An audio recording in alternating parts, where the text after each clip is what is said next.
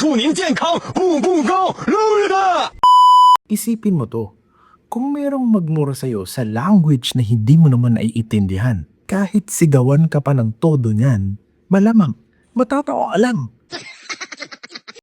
Bakit?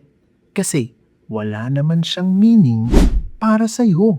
Pero kung English yan, lalo Tagalog pa, ay malamang sumasaksak pa yan. You know why? Kasi ikaw lang ang naglalagay ng meaning sa mga salitang sinasabi sa'yo. Words only have power when you accept the value they're trying to give. And sa journey natin sa buhay, madami talagang tao magsasalita laban sa'yo.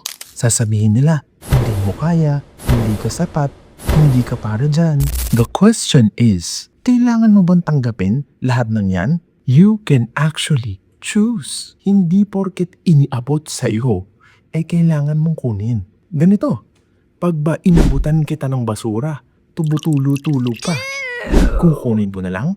Look, the moment you remove its meaning, words lose their power.